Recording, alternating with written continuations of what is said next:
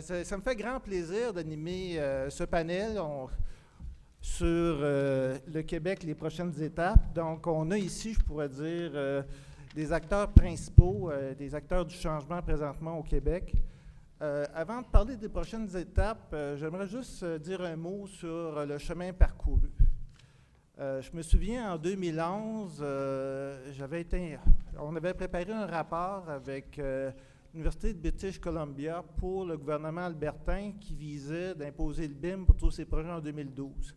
On allait présenter le guide des meilleures pratiques. J'étais à Edmonton dans le taxi. Qu'est-ce qu'on entendait à la radio? C'était, vous vous souvenez, la commission Charbonneau? Donc, l'image qu'on avait en Alberta du Québec, c'était que la construction, c'était la mafia, les motards, la corruption.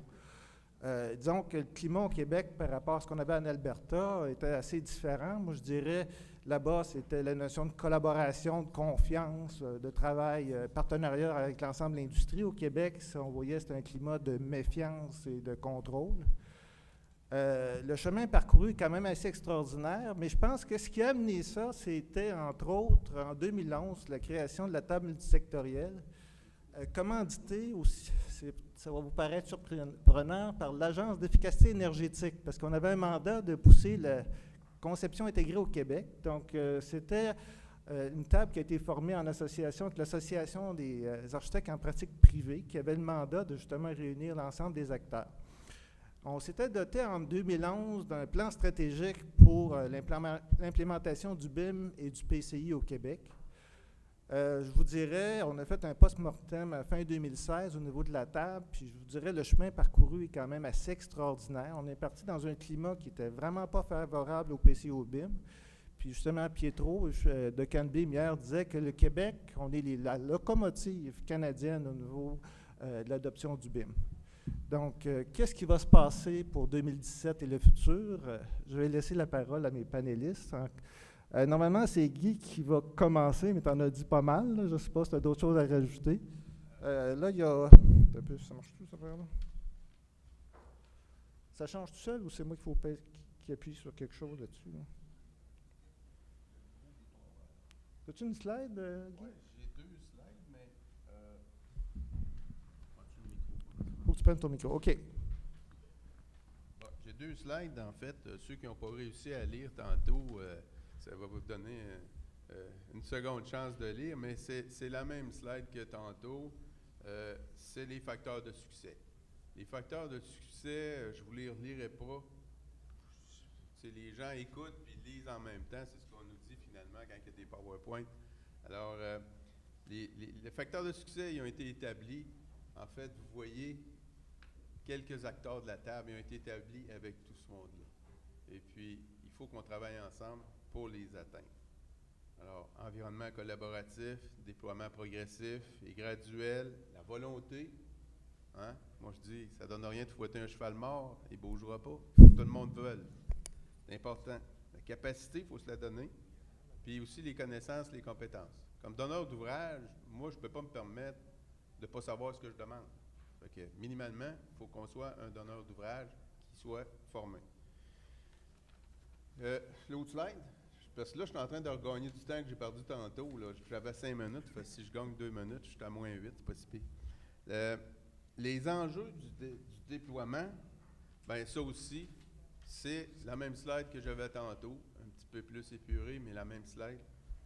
Le déplacement de la courbe d'effort, tout le temps, on le rencontre. Quand on va rencontrer les clients, que ce soit dans le domaine de la santé ou domaine n'importe quoi d'autre, il faut avoir construit pour hier. Il faut accepter de se donner du temps, un petit peu de planifier, mais ça ne veut pas dire d'avoir un projet plus long. Le BIM, PCI, fait que le projet va être plus court, je l'ai mentionné. Niveau de maturité, c'est important. L'environnement technologique, il faut que ça tienne la route, pas que ça lâche tout le temps, surtout quand tu te parles entre nous autres.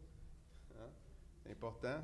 Et puis, l'intégration des nouvelles pratiques. L'accessibilité, c'est pas un trip de spécialistes, le BIM, c'est pour que les clients, tantôt on l'a mentionné pour l'aéroport de Québec, il faut que les clients le voient. Et puis ça va nous aider à réduire les demandes de changement pensez juste à vos armoires de cuisine là, chez vous, si vous refaites ça. Là. Mais quand tu sais qu'est-ce que tu vas faire avant, ça aide à éviter des extras. L'intégration des entrepreneurs spécialisés, ça aussi c'est difficile. Des fois, il y a des grosses organisations qui s'embarquent bien, mais il y a plus de petites organisations. Puis au Québec ou ailleurs, souvent, pourquoi on a une faible productivité? Bien, c'est que c'est le morcellement. On a dans l'industrie de la construction, plus que dans l'aéronautique, des fois, du morcellement des plus petites entreprises.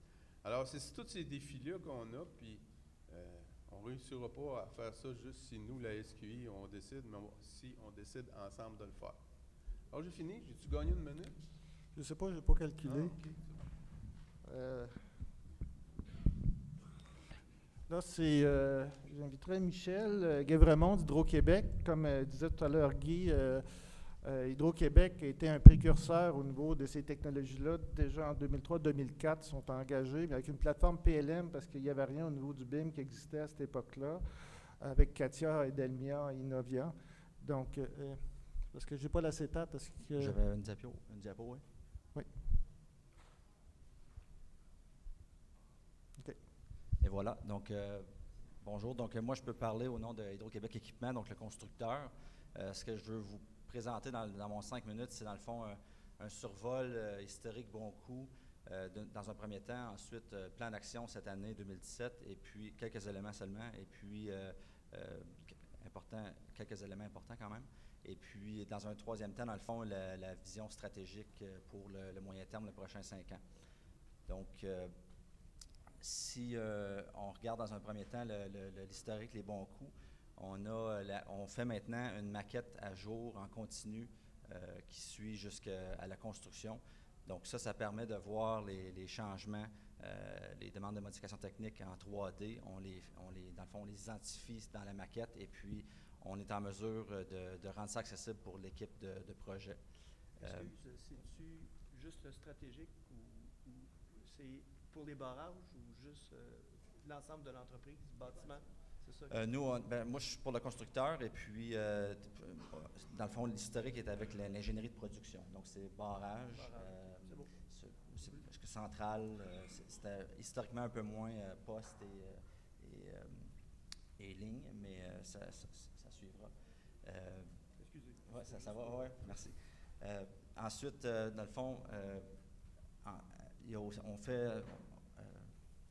on fait une maquette signée, scellée. Bon, vous le savez, avec l'Ordre des ingénieurs du Québec, on a les formats P7M, maquette signée, scellée depuis quelques années. Là, on fait des développements avec PDF 3D, donc Anarch, qui devient intéressant. Sachez que pour les maquettes signées scellées, dans le fond, avec les P7M, on le fait pour les contrats de performance. Ça fonctionne bien pour nous pour les contrats de performance. Maintenant, le PDF 3D, on a Roman 4 présentement qui va y aller avec des signés scellés pour les agencements généraux avec PDF 3D. Donc, ça devient intéressant, ça aussi, pour votre information. Et puis, sachez aussi qu'on a 80% de notre ingénierie de production maintenant pour nos projets qui se trouvent à être en 3D. Donc, ça devient intéressant, puis ça devient au cœur de nos pratiques internes. Et puis aussi ce qu'on redonne, dans le fond, à l'industrie pour les professionnels, entre autres, et les constructeurs, les entrepreneurs. Ensuite, quelques bons coups, quelques outils utilisés et tendances. Je vous en partage quelques-uns. Dans le fond, on se trouve à avoir une plateforme d'échange centralisée qui est Smart Team. Ça fonctionne bien pour nous depuis plusieurs années. Vous avez peut-être entendu parler. Ça, c'en est un. Il y a aussi pour un outil de collaboration pour l'annotation des dessins d'ingénierie, dans le fond Smart Use qu'on utilise un certain temps. C'est intéressant pour nous, ça fonctionne bien aussi. Ensuite de ça, il y a reconstitution 3D. On s'en sert pour, dans le fond, de plus en plus aussi pour les réflexions centrales, donc les scans 3D, les nuages de points. Les photographies, les photobulles qu'on appelle pour faire éventuellement même des visites pour appel d'offres en virtuel. Et puis, on a aussi la réalité virtuelle comme telle, qui est quelque chose qui est oui, c'est à la mode, mais en même temps, nous, on l'utilise de plus en plus depuis 2016. on se trouve à avoir des postes de travail avec la réalité virtuelle sur laquelle on a mis ça dessus, et puis aussi avec toute l'immersion complète avec les lunettes. On fait ça depuis l'an passé aussi, donc ça devient intéressant. Les technologies mobiles, on se trouve à avoir des outils pour les chantiers, des tablettes numériques sur les chantiers pour faire des rapports et suivre l'avancement de façon autant que possible, un peu plus automatisée, faciliter ces efforts-là. Donc ça c'était juste un historique dans le fond on en fait depuis, comme Guy mentionnait ce matin, depuis 2004. Ensuite, plan d'action. Donc pour 2017, il y a plusieurs points, j'en ai mis 3 là. Interopérabilité des fichiers, donc amélioration à l'accès à l'information, gestion des formats de fichiers. On se trouve à avoir, nous c'est important pour nous, il y a plusieurs outils. Bon, nous, on a choisi CATIA dans le passé avec Dassault. Ça fonctionne bien pour nous, il y a des raisons pour ça, ça répond à nos besoins. On a des composantes telles que les barrages, la mécanique lourde, c'est peut-être plus facile pour nous d'aller avec ce type de logiciel-là. Maintenant, il n'y a pas de logiciel parfait, et puis, quand on parle d'interopérabilité des fichiers, des données, éventuellement, on parlera des convertisseurs pour parler autant que possible avec tout le monde. Deuxième point, structurer les ressources. Bon, sachez que je pense que Guy en a parlé beaucoup ce matin, la réalité tout le 3D, ce que ça implique. Nous, à l'interne, on a restructuré nos rôles, entre autres avec le 3D. Donc, on a des rôles de gestionnaire CAO 3D, en parenthèse BIM. On utilise plus le terme CAO 3D à l'interne. Donc, on a aussi les rôles d'intégrateur CAO 3D, qui sont plus des gestionnaires qualité avec les documents numériques. Ensuite, le coordonnateur CAO 3D, puis des modeleurs. Donc, ça se trouve être... on met de l'emphase là-dessus présentement. Troisième point, amélioration à l'accès à la maquette en chantier. Dans le fond, c'est qu'on fait beaucoup de choses à l'interne. On est, comment est-ce qu'on dit ça, data rich. On a beaucoup d'informations. On se trouve, on veut la partager autant que possible, donc au minimum pour information quand c'est possible, tout en respectant, dans le fond, l'ordre de préséance des documents et le contexte légal. Fait que ça, dans le fond, c'était quelques points du plan d'action pour cette année. Je voulais vous partager aussi, dans le fond, une vision stratégique. Dans le fond, tout ce qu'on vient de se dire là, on l'a beaucoup vécu pour la Romaine, donc les 4 Romaines. Là, on est en construction pour Romaine 4. Donc, la vision stratégique, c'est un peu une phase 2 qui s'en vient. Là, il n'y a pas d'annonce de projet de nouveaux aménagements au jour d'aujourd'hui. Par contre, on a beaucoup de projets majeurs du côté des réfections qui s'en viennent. Et puis, donc là, on va chercher à transposer autant que possible vers le marché des réfections. Donc, à la pièce. On ne parlera pas de tout inclus. On va y aller avec... on va regarder chacun des bons coups, puis on va voir qu'est-ce qui peut se suivre dans ce sens-là. Donc, autrement dit, c'est de bonifier l'offre actuelle des projets de réfection à valeur ajoutée. Et puis, sachez qu'il y a des montages importants de réfection à venir. On parle de l'ordre du demi-milliard pour certains projets. Ça devient quand même majeur comme projet. Puis, ultimement, je pense que c'est aussi le marché des transports qui comme on mentionnait tantôt, là, qui en bénéficiera aussi. Donc ça, pour mon tour de piste rapide, ça complète. Merci, Michel. Je vais donner... Voyons, marche pas ça. Donner la parole à Marc Lapointe, la Société québécoise, Société d'habitation du Québec. Pourquoi la Société d'habitation? Je vous dirais, j'ai été très impressionné par tout le travail qui a été fait au niveau de la filière bois. Justement, quand on parle là, de construction 4.0 avec l'industrialisation de la construction, avec l'introduction de nouvelles technologies comme les panneaux en bois massif, je pense qu'on va avoir des leçons à apprendre de cette partie de l'industrie. Donc, je te laisse la parole. Oui, bonjour, merci. Donc, moi, je vais vous présenter en bref un peu l'opération, la pratique de la SHQ. Et puis après ça, je vais vous parler un peu de l'intégration du BIM, comment que la pratique BIM pourrait se développer, parce qu'on est en phase d'analyse actuellement par rapport à au PCI BIM. Donc, la SHQ, d'abord, c'est le conseiller gouvernemental en matière d'habitation. On définit des programmes d'aide au logement. On est souvent impliqué dans beaucoup de projets, des activités communautaires qui répondent à des besoins spécifiques et particuliers, souvent pour les personnes démunies. Puis, on encourage le développement du savoir-faire en matière d'habitation, donc tout le développement industriel qui s'applique au secteur de l'habitation. Notre intervention au niveau des logements, actuellement on adapte et modernise le parc des HLM, donc c'est un parc de 74 000 logements dont l'âge moyen a 30 ans. Donc on est actuellement dans on se fait beaucoup les audits, les bilans environnementaux des projets et des audits énergétiques, des consommations, puis toute la mise à niveau du parc immobilier des HLM. Ce programme-là est terminé depuis 1997. C'est un parc immobilier pour lequel on est les propriétaires. La SHQ donc, est responsable de la gestion de ces parcs immobiliers-là.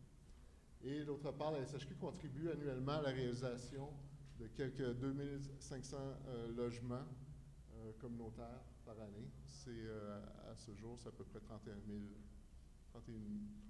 unités d'habitation. Donc, au niveau des pratiques, à la SHQ, on a deux pratiques. On a la gestion de projet. Donc, quand on fait nos projets, les 2500 logements, c'est des projets qui vont en gouvernance publique, donc par appel d'offres, avec les professionnels qui font les devis et qui sont engagés par un groupe communautaire, que ce soit un OBNL, une coop. Et nous, on accompagne au niveau financier et au niveau administratif la gestion de projet.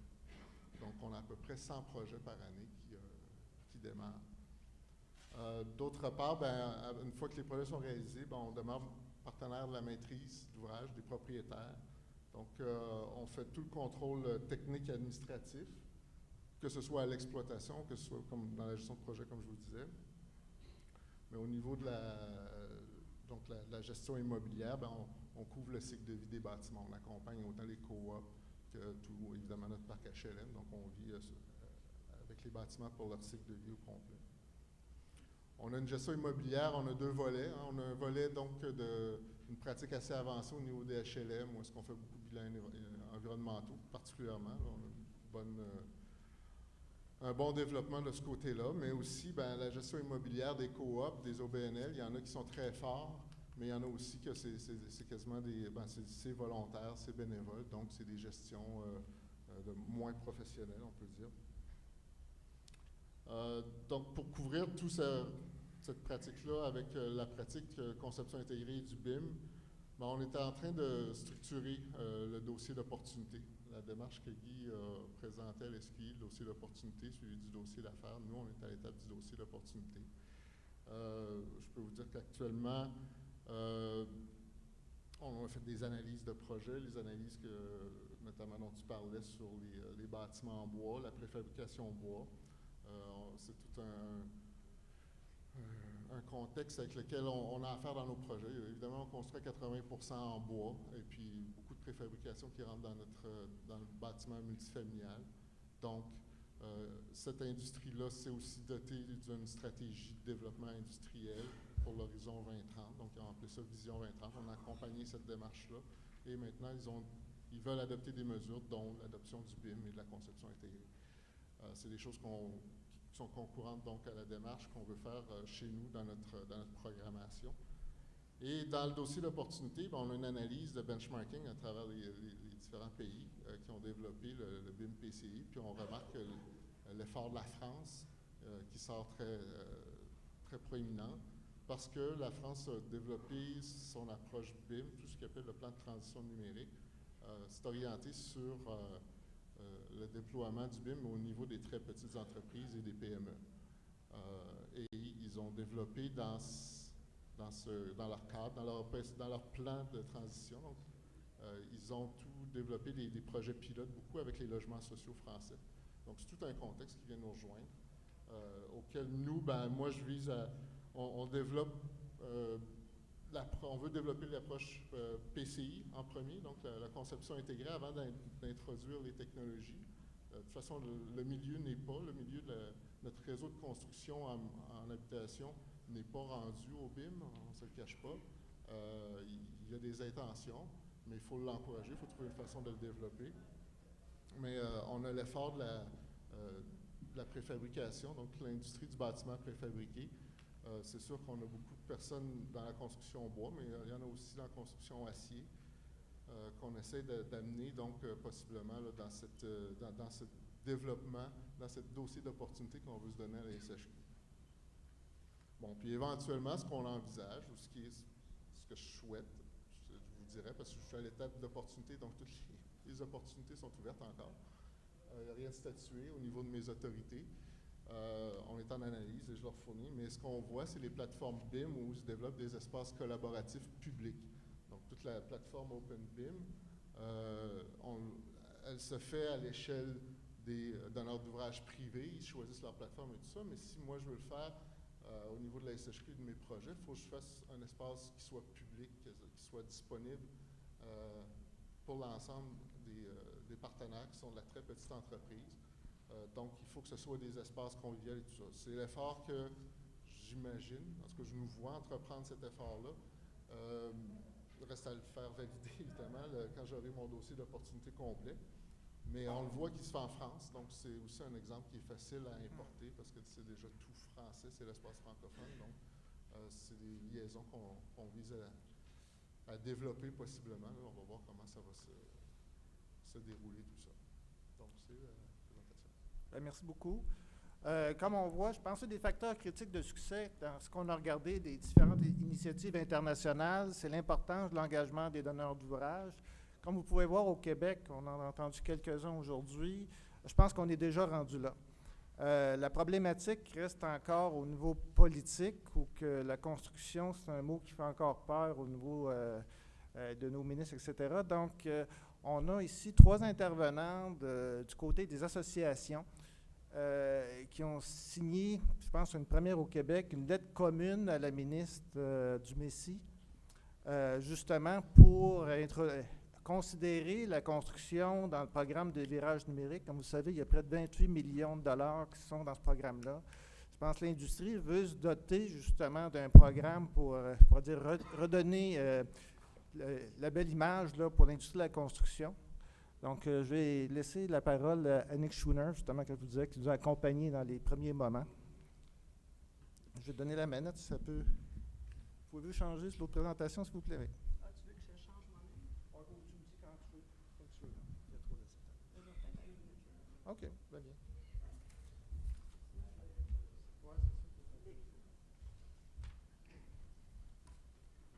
C'est quel piton? Le groupe. OK. C'est écologique. Merci, Daniel.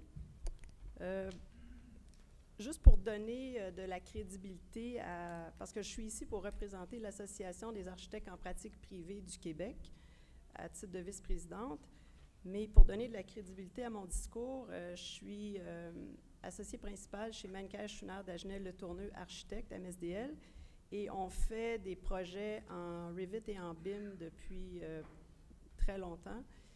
Entre autres, on fait en ce moment le projet du pavillon des sciences de l'Université de Montréal, qui est un projet qui s'est fait entièrement au niveau des professionnels, en Revit et en BIM, et qui se fait au niveau du chantier avec l'entrepreneur général à forfait, aussi en BIM et Revit. C'est un projet de 250 millions. On a travaillé sur le CHU Sainte-Justine, 400 millions et plus, sur le CR-CHUM, et on fait aussi, ça c'est des projets institutionnels, on fait aussi des projets privés, comme Destination Yule, des condos, qui est la première tour. La première phase, c'était au-dessus de 120 millions, qu'on fait aussi en Revit et en BIM. Donc, on est une firme qui fait et du privé et du public, et on applique le BIM Revit dans les 2 cas. Par contre, et on est une firme de 100 personnes, par contre, l'APPQ représente l'ensemble des firmes du Québec, et je vais vous donner l'état de la situation en ce qui concerne l'ensemble des firmes du Québec. Donc, on parle de 1140 firmes d'architecture au Québec, dont 60% sont des entreprises individuelles, c'est-à-dire une personne. 400 firmes membres de l'APPQ, de notre association. 80% des firmes sont structurées. L'effectif moyen par firme est de 5,4 personnes.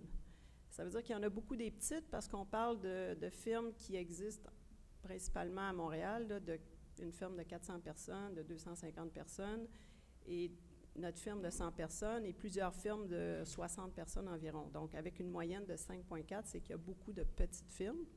Et le chiffre d'affaires moyen d'une firme de 445 000 $. 30 des firmes ont acquis une solution BIM. On a fait faire une étude économique, donc les chiffres sont le résultat de l'enquête qui a été faite, et l'enquête a eu beaucoup de répondants, donc elle est valide. 21 des firmes l'utilisent dans leur mandat. C'est intéressant, 30 l'ont acquis, mais seulement 21 des firmes l'utilisent. Certaines ont commencé, se sont découragées et ont arrêté. Un coût d'acquisition moyen de 130 000 par firme, et c'est très variable selon la firme, selon la grandeur de la firme, parce qu'évidemment, plus la firme est grande, plus l'investissement est grand. Et on ajoute en moyenne une ressource humaine à temps plein pour la gestion. La situation est très différente entre les petites firmes et les grandes firmes. Vous devez vous en douter. Un aspect qui est peut-être inconnu, c'est qu'il y a une grande différence entre utiliser le BIM, le Revit dans le marché public par rapport à l'utiliser dans le privé. C'est, à mon avis, beaucoup plus simple de l'utiliser dans le privé.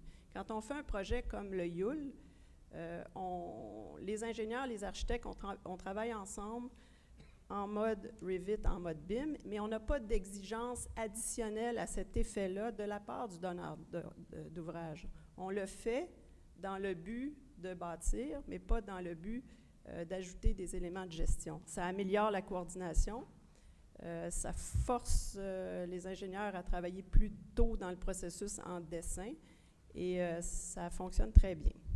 C'est sûr que quand on tombe avec un donneur d'ouvrage public qui veut se servir de ce système-là pour avoir des points de contrôle, qui fait plus de rencontres, là, ça devient très coûteux et beaucoup plus lourd en gestion. Je ne veux pas dire que ce n'est pas bon. C'est bon, mais c'est plus lourd et ça coûte plus cher. Redéfinition des frontières entre les acteurs d'un projet. Ce que ça veut dire, c'est que nous, on est habitués comme architectes à faire nos fonds de plan, les dessins, les transmettre aux ingénieurs, et ensuite les ingénieurs utilisaient nos fonds de plan. Ils se plaignaient souvent qu'on devait nettoyer les plans, donc c'est eux qui étaient pris un peu avec le problème d'obtenir nos dessins, de travailler avec. Maintenant, nous, on doit obtenir leur maquette et l'intégrer dans notre maquette. Donc, c'est vraiment très différent pour l'architecte et pour l'ingénieur aussi. Et souvent, j'entendais tout à l'heure quelqu'un dire que ça a été plus difficile au niveau pour les architectes de monter les marches. C'est sûr que pour nous, si on obtient des maquettes on n'obtient pas les maquettes, si on les obtient trop tard ou si on les obtient et que les symboles ne sont pas adaptés, ça peut peut-être donner l'impression que c'est l'architecte qui ne réussit pas à avancer. Mais c'est vraiment une étape très différente, là, toute l'intégration des maquettes. Et ce qu'il faut qu'un donneur d'ordre comprenne aussi, c'est que le temps d'émission des dessins a beaucoup augmenté. Avant, on nous demandait d'imprimer puis de sortir les dessins, c'était pas trop compliqué. Aujourd'hui, ça peut prendre, si c'est un projet majeur, ça peut prendre 2 semaines parce qu'on doit envoyer notre maquette aux ingénieurs, obtenir les maquettes des ingénieurs, et remettre ça ensemble, faire des PDF et mettre. À terme, soyons positifs, meilleure coordination, nécessité d'avoir des besoins et études préparatoires mieux définis en amont, plan d'entretien et de rénovation facilité pour les donneurs d'ordre. Une période de transition, les préoccupations que nous avons, il y a une période de transition avec des enjeux importants. Donc, pour les firmes, investissement énorme en coût de logiciel, en coût de serveur, parce que c'est beaucoup plus lourd, en coût de formation et en coût d'emploi. On peut parler de plusieurs personnes dans certaines firmes qui sont à temps plein dédiées, des emplois qui n'existaient pas et qui n'étaient pas nécessaires avant dans les firmes. Redéfinition, accès aux appels d'offres. Donc, exigence dans les appels d'offres au niveau d'un gestionnaire BIM avec une expérience énorme qui peut disqualifier certaines firmes qui ne pourront pas participer à ces appels d'offres-là. Donc, il y a une crainte au niveau des firmes de l'ensemble du Québec que ça va réduire l'accès au projet. Redéfinition du cadre contractuel et de la responsabilité professionnelle. bon, j'élaborerai pas là-dessus, là, mais ça a beaucoup d'impact sur la responsabilité professionnelle des architectes. Attentes différentes des intervenants du projet et des clients. Gérer les attentes. Les gens, parfois les donneurs d'ordre s'imaginent que parce qu'on travaille en BIM Revit, il n'y aura plus d'extra, il n'y aura plus de problèmes de coordination, il n'y aura plus de... on vient de tomber dans les nuages, là. Tout va bien, il n'y a plus d'impact humain. Il faut se rappeler que chacun de nos projets sont des prototypes. C'est pas comme j'allais dire Bombardier, mais je me suis dit, c'est pas le temps de parler de Bombardier. C'est pas comme une entreprise qui fait des avions, puis qui va faire des prototypes avant de l'envoyer dans les airs, puis il y a quand même des problèmes. Donc, chaque bâtiment est un prototype et il va continuer à y avoir l'effet humain. Et sur le chantier, c'est pas parce que les plans ont été faits en BIM Revit qu'il n'y aura pas d'erreur potentielle sur le chantier quand même. Action engagée par la APPQ envers le BIM. On a fait faire l'étude économique pour analyser la situation, pour voir comment on peut aider nos membres. On a une collaboration étroite avec l'OAQ et le Fonds d'assurance au sujet de la pratique et responsabilité professionnelle et l'ensemble du domaine. On a une participation aux tables sectorielles, comme le disait Daniel, et on a fait une demande d'aide au ministère de l'Économie conjointe avec l'AFG et le CEGQ. C'est tout. Merci. Merci, Annick. Tu veux prendre le micro, toi aussi? Bon, ben, maintenant, tout le monde passe au micro. Qu'on Est-ce est qu'on peut intégré changer? puis collaboratif. Ben oui, c'est ça. On va faire les mêmes choses. Peux-tu prendre ta chaise? Non. Oui, tu peux prendre la chaise. Peux-tu plusieurs slides? J'ai deux slides. On s'est coordonné, moi et Annick, en faisant la présentation. Fait que je dirais, on a à peu près les mêmes problématiques. Par contre, l'environnement entre l'ingénierie, je représente l'AFG, l'Association des firmes d'ingénierie, puis notre firme également comme Annick, là, on a de l'expérience, là, on a travaillé, fait qu'on on a du vécu. L'environnement, par contre, par rapport aux architectes, c'est que si je vous donne quelques chiffres là, qui ne sont pas sur l'acétate, il y a 22 000 emplois dans le monde de l'ingénierie au Québec, 225 firmes, mais ce qui est important de réaliser, c'est que si on prend les firmes de 100 employés et plus, là, bien, mettons, je vais dans le 1000 employés et plus, ça représente 60 de ces 22 000 employés-là. Si je vais dans la barre du 100 et plus, c'est 90 des emplois. Donc, ça veut dire que les grosseurs des firmes de génie conseil, c'est pas du 4 employés en moyenne comme chez les architectes, c'est beaucoup plus gros. Donc, quand on dit une organisation plus gros peut se permettre d'investir un peu plus facilement. Et ça, on le voit par qu'est-ce qui est à droite de l'acétate.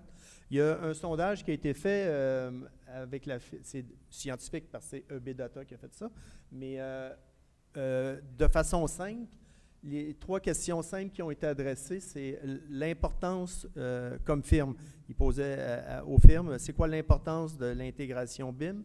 Bien, on voit que c'est représentatif de la grandeur des firmes. Autrement dit, c'est très important pour les firmes, les grandes entreprises. Pour les moyennes entreprises, c'est presque aussi important et moins important pour les plus petites firmes. Et on voit que la tendance dans les 3 questions sont les mêmes, que l'intégration actuelle est assez grande au niveau des grandes firmes et moyennes firmes, moins grande dans les petites firmes. Et l'objectif 2020, bien évidemment, c'est vers une intégration complète grande et moyenne firme. Donc, on pourrait dire que la balle est lancée, puis comme je vous dirai un peu dans ma conclusion où ce qu'on pense qu'on va être. Il faut distinguer aussi entre les différentes disciplines. On parle du bâtiment ce matin. La structure, chez les firmes qui ont pris le virage, je pourrais vous dire que la structure, elle, c'est 90% intégrée. Et pourquoi? Parce qu'il y avait avantage. Parce que c'était plus productif pour la firme de le faire en BIM. C'est pas parce que le client l'a demandé ou quoi que ce soit. La technologie permettait, et les méthodes, c'est plus facile en structure qu'en mécanique électricité. Je suis un gars de mécanique électricité. Fait que c'est pour ça que c'est plus facile chez les firmes de structure. En mécanique électricité, les problèmes sont différents. C'est la question d'attacher des réseaux et tout ça qui devient complexe. Fait que le taux de pénétration chez les firmes qui ont pris le virage est beaucoup moins élevé. C'est les plus gros projets qui sont faits principalement publics parce que le donneur d'ouvrage l'exige. Dans le privé, il n'y a pas grande exigence. Les clients disent, ben, on aimerait bien ça, mais faites ce que vous voulez. Si vous voyez des avantages, allez-y. Et ce qui est le frein qui a été, parce qu'on a fait un petit appel conférence lundi avec les firmes, le principal frein actuellement, ben, c'est la disponibilité des ressources dans les firmes, parce que les gens qui sortent de l'école, évidemment, puis comme M. Fogg essaye de faire des programmes de formation, puis c'est très long, fait que la machine institutionnelle pour former les ingénieurs, techniciens et compagnie, c'est pas, les programmes ne sont pas là. Donc, c'est les firmes qui forment leur personnel. Donc, un autre investissement, tantôt tu parlais de machines, de logiciels, bien, il y a en plus la formation du personnel, puis les rentabilités de projets qui ne sont pas là parce que tu fais des essais sur tes projets, puis tes méthodes de travail ne sont pas tout à fait adaptées. Donc, tu acceptes de perdre de l'argent sur tes premiers projets pour développer ton expertise. Ça, c'est la situation. Les dossiers qui sont en cours actuellement, la deuxième, c'est moi. Excusez-moi, M. Fogg. Donc, les préoccupations et les chantiers en cours, c'est un peu comme disait Annick, c'est l'encadrement contractuel. Actuellement, ben, c'est une approche, on pourrait dire, les juristes puis les avocats, c'est toujours très long. Fait qu'imaginez-vous, avant qu'on puisse changer les contrats, on n'a pas avant 2025, mais l'encadrement contractuel, on a une approche traditionnelle dans les contrats pour un outil non traditionnel. Il y a un petit encadré en haut là, qui est pour qui et par qui est bien important pour nous, parce que c'est à l'avantage de qui et pourquoi qu'on fait ça. On est à la réflexion.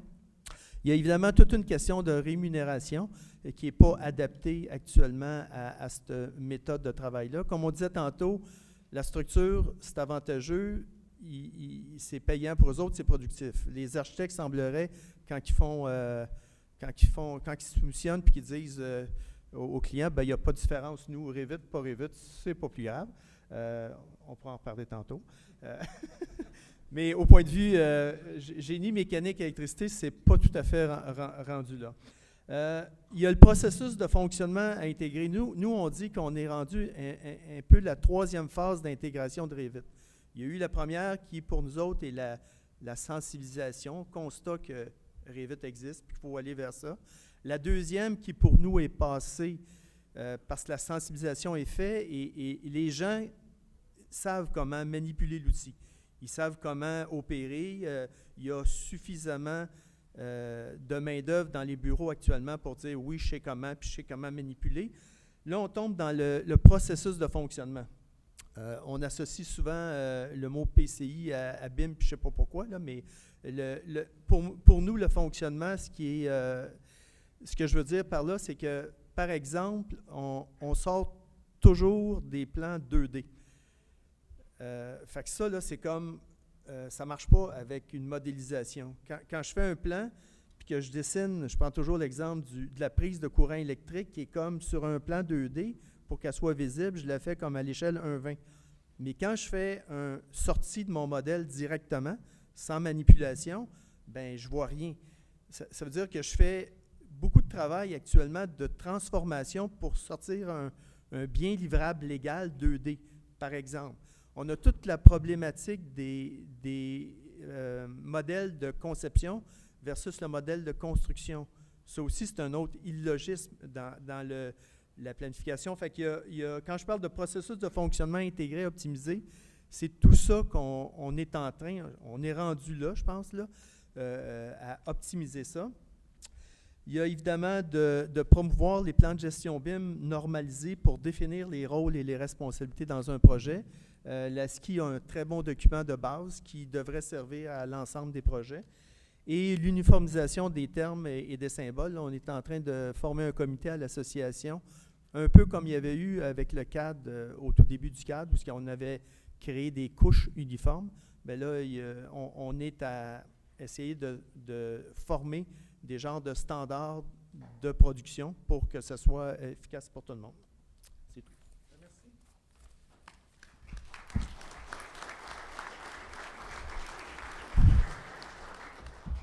Donc, on va terminer avec les constructeurs, mon cher Luc. Donc, je demanderai à Télécie. Ah, ça a marché tout seul. Je pense que tu as du pouvoir de coercition, toi, pour faire changer les slides. Je te laisse parler. Alors, merci. Alors, la Corporation des entrepreneurs généraux regroupe, bien sûr, les entrepreneurs généraux en bâtiment. Alors, nous, c'est certain qu'on est, tombé à pieds joints dans le BIM, donc, parce que c'est une magnifique opportunité pour les entrepreneurs généraux de prendre plus de place dans la réalisation des projets. Donc, et dès le début, dès qu'on a entendu parler du BIM, on s'est impliqué. Pourquoi? Parce que ça favorise la qualité. On va optimiser la qualité, commencer des plans de vie qu'on va nous remettre. Donc, il va y avoir moins d'erreurs, moins d'oublis, donc, et beaucoup moins de changements en chantier. Hein, contrairement à ce que beaucoup de gens croient, les entrepreneurs, on n'en veut pas de changement. Donc, à ce moment-là, on veut construire et sortir de là. Donc, le BIM va nous aider dans ce sens-là. On va également optimiser les coûts parce qu'on va être beaucoup plus précis.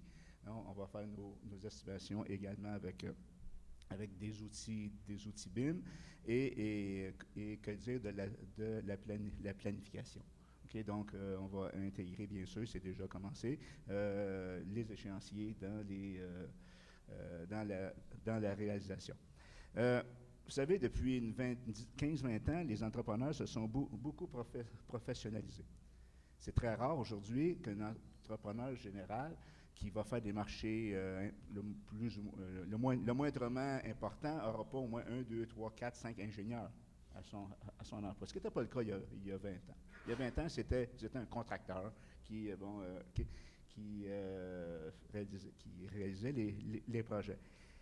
Maintenant, on a toute cette gamme, toute cette génération de jeunes ingénieurs qui sont nés avec une souris dans les mains et qui arrivent dans nos boîtes, que ce soit ingénieurs, architectes ou entrepreneurs. Les autres, le BIM, ils en mangent, là. Donc, cette génération-là va contribuer énormément à l'implantation du BIM. Donc, nos grandes entreprises au Québec, vous l'avez vu un peu, sont déjà intégrées BIM. Ce sont des moteurs même pour emmener tout le reste de l'industrie. L'ETS a joué un rôle important. Donc, très important même avec son volet gestion. L'ETS est une université monofacultaire qui a un volet gestion important. Donc, à ce moment-là, dans tout ce programme de gestion, on retrouve la planification, l'estimation et bien sûr le BIM. La CLGQ, on s'est impliqué beaucoup dès le départ. Donc, on a notre propre comité BIM. On participe également à toutes les instances. On organise des conférences, des colloques, des formations. On a même développé des applications. Donc, on a développé une application pour journal de chantier. Là, on est en train de travailler sur une application de gestion des dessins d'atelier.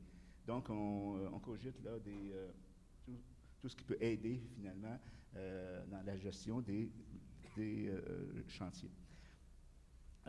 Également, on s'est impliqué au niveau de la recherche universitaire. Donc, il y a une recherche qui vient d'être terminée, qui porte sur les freins à l'implantation du BIM.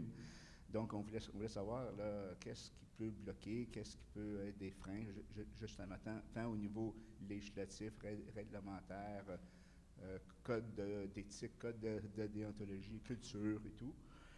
Également, on vient de terminer une étude là, sur les critères d'octroi des marchés publics en conception-construction.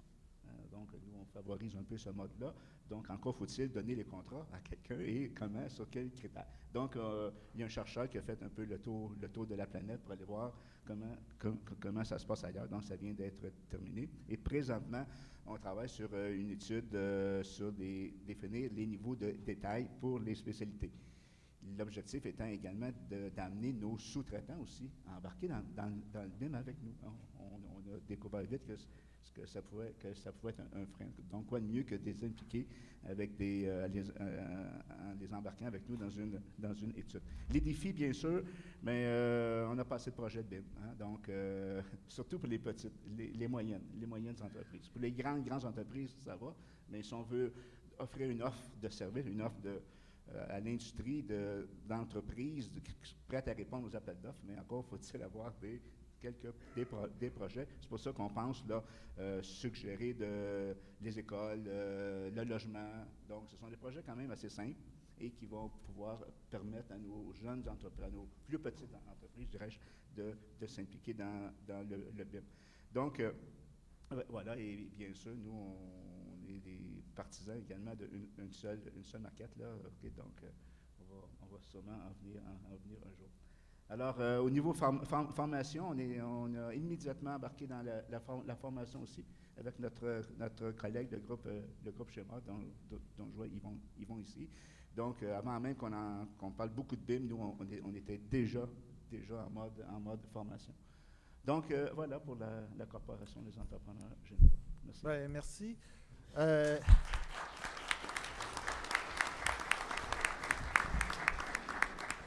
Il nous reste 4 minutes pour la discussion.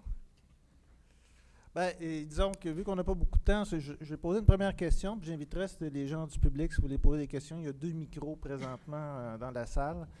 À la table, on avait demandé c'était quoi les 2 principales préoccupations. Il y en a une qui était la formation universitaire, puis l'autre qui était l'approvisionnement.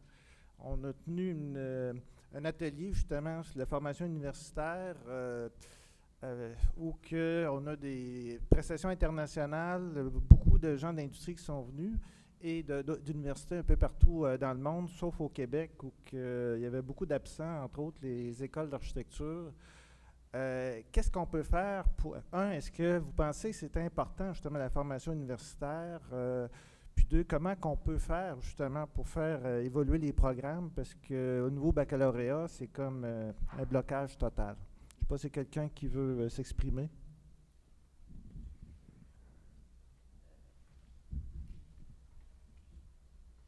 Moi, j'ai eu des... Est-ce que vous m'entendez? Oui. Okay. J'ai eu des conversations à ce sujet-là avec des gens à l'Université de Montréal. Ce qu'il faut comprendre, c'est que au niveau universitaire en architecture, l'objectif, c'est d'apprendre aux gens à créer des projets, à inventer des projets, d'apprendre tout l'aspect un peu plus architecture du projet. Et il n'y a jamais eu, au niveau universitaire, l'enseignement du dessin. Il n'y a pas plus eu l'enseignement du dessin technique à la main que l'enseignement d'AutoCAD, que l'enseignement de Revit ou du BIM. Donc, c'est la différence entre apprendre l'utilisation d'un outil, des outils qui évoluent, et apprendre l'architecture comme telle, à devenir architecte, à créer. En tout cas, moi, quand j'étais à l'école, j'avais appris le dessin au cégep. Puis la plupart des gens que j'engage l'apprennent aussi dans des cours qui se donnent au cégep en dehors du milieu universitaire. L'autre problématique, c'est que en architecture, il y a vraiment un cadre établi qui est pan-canadien. Les écoles d'architecture sont inspectées et doivent répondre à ce cadre-là. Donc, venir ajouter au bac ou à la maîtrise ou au doctorat des cours spécifiques, c'est extrêmement complexe. Et moi, suite aux discussions qu'on avait eues, j'essayais de convaincre les gens de l'université d'intégrer Revit dans leurs cours puis d'intégrer le BIM. Je pense que le principe BIM relié au PCI peut être enseigné, mais je commence à croire que les universités ont peut-être raison, que ce n'est pas leur rôle au niveau bac et maîtrise en architecture d'enseigner un logiciel ou ce serait peut-être plus le rôle des cégeps, puis on pourrait peut-être davantage le faire au niveau cégep parce que c'est un outil, puis il ne faudrait pas réduire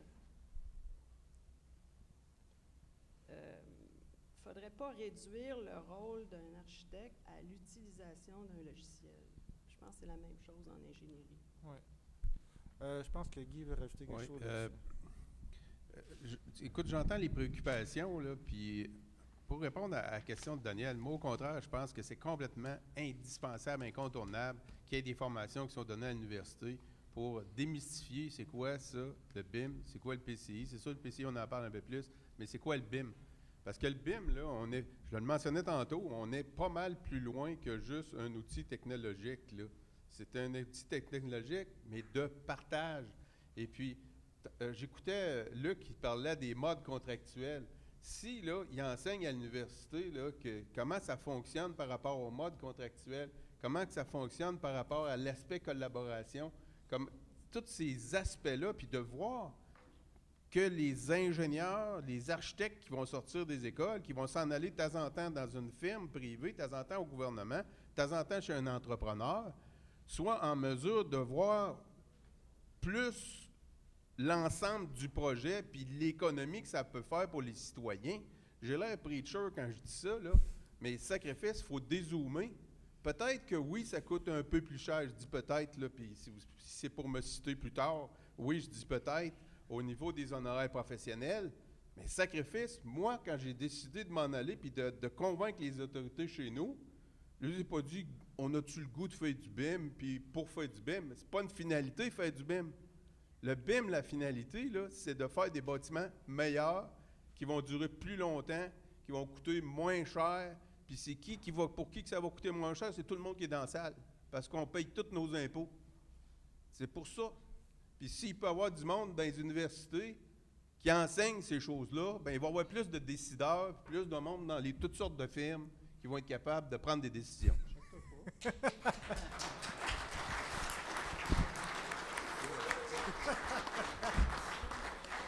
On cherche des professeurs à l'ETS. Est-ce qu'il y a quelqu'un d'autre qui veut prendre la parole là-dessus? Ou Oui, peut-être un peu. Moi, je suis également chargé de cours à l'ETS, donc au niveau du bac. Puis donc, c'est un cours de fin de bac. Donc, on commence à leur parler du BIM un peu, là. Donc, au moins avec une conférence et tout. Mais les jeunes sont vraiment... ils me posent beaucoup de questions, là. Énormément, là. Donc, monsieur, allez-vous parler du BIM? Quand est-ce qu'on va entendre parler du BIM? OK, donc, le BIM, c'est beaucoup de gestion aussi. On parle d'intégrateur, on parle de BIM manager, on parle de plan d'implantation. C'est de la gestion. Okay, on n'a pas touché une souris encore, là. Okay? On parle juste de comment est-ce qu'on va faire ça. Donc, le BIM, c'est beaucoup ça aussi. Puis la gestion, mais ça s'apprend beaucoup à l'université.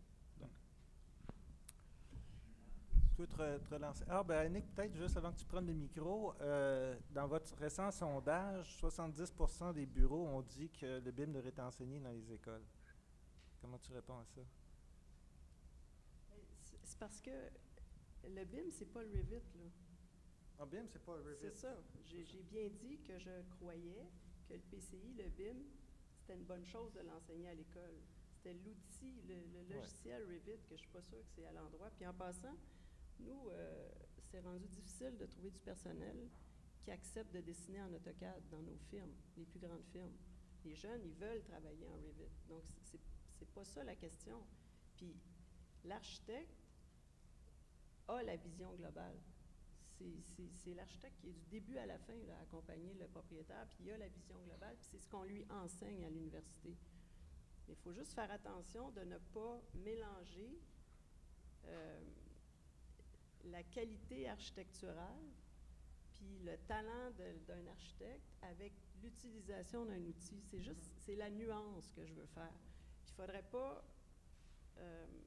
faudrait pas que ça devienne réducteur. Il faut que ça devienne un plus, un avantage, mais il ne faut pas que ça devienne réducteur. J'entends pas souvent parler de qualité architecturale autre que ça coûte moins cher. Il n'y a pas juste ça dans la qualité architecturale. C'est important de le reconnaître. C'est un outil, c'est un plus. Chez nous, on fait tous nos projets en BIM Revit à moins qu'un propriétaire le refuse. Puis ça s'en vient, là. On s'en va, là. Mais c'est pas juste ça, construire des bons bâtiments. Non, écoute, c'est un panel, fait qu'on peut échanger. Même s'il y a des gens dans la salle qui veulent donner leur opinion, hein, on ouais. vous invite. Juste pour être bien compris, pour ne pas faire partie du club des mal cités, ça ne prend pas juste des gens qui seraient formés à l'université. C'est bien sûr que ça prend ça, là, c'est l'ensemble de l'industrie. Ça prend des gens à tous les niveaux, là. Ça prend des techniciens, ça prend des opérateurs de Revit, parce que demandez-moi pas comment est-ce qu'ils fonctionnent. Moi, je ne sais pas comment ça marche. Mais ça prend à tous les niveaux pour que ça fonctionne puis que ça soit efficace. Et puis, oui, l'architecte a une vision globale du projet, mais nous, les donneurs d'ouvrage, on a une vision globale du bâtiment jusqu'à la fin. Christian? Donc, pour pas que le débat tourne autour des outils, est-ce que l'Open BIM est la solution à mettre de l'avant pour tous les projets?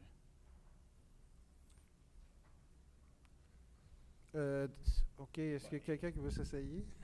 Guy? Ouais. Nous, on a choisi l'Open BIM. Et puis, c'est sûr qu'il y a des... je dirais, il y a des graines dans le gaz, là. C'est sûr que c'est pas tout facile. Et puis, on a notre démarche de pouvoir choisir l'Open BIM, ben on l'a fait de façon structurée avec des preuves d'utilisation de concepts, tout ça. Et puis, c'est ce qu'on a choisi. C'est ce qu'on a choisi. Premièrement, Marc le mentionnait, au niveau public, on n'a pas le choix d'être ouvert aussi. On ne peut pas privilégier une entreprise au dépend d'un autre. Bien sûr qu'il faut qu'on ait la qualité. Mais je reboucle avec ce que je disais tantôt. Comme donneur d'ouvrage, après ça, il faut opérer, puis tout ça. Il y a une multitude de logiciels qui interviennent dans l'ensemble du cycle de vie. Puis il faut avoir un dialecte commun, que tous ces logiciels se parlent. Parce que pour les entrepreneurs, il y a certains logiciels, ils utilisent ça. Moi, je ne dirais pas à l'entrepreneur, utilise tel logiciel. Puis c'est la même affaire avec les professionnels, architectes, ingénieurs. Fait que nous, c'est ce qu'on a choisi, l'Open BIM. Mais je disais tantôt, on est en lien, en contact, puis il faut qu'on le garde, ce contact-là, nous, avec l'ensemble de l'industrie. Si à un moment donné, là, on a fait notre choix, puis c'est comme ça, mais si l'industrie, après usage de X années, on s'aperçoit que ça ne marche pas, bien, on va ajuster. On va ajuster. On est intelligent. OK? On me dit que je suis déjà 15 minutes over, donc malheureusement, je pense que la discussion commençait à être excitante, mais on a un agenda très serré. Ça fait que je vous demande de remercier chaleureusement nos panélistes.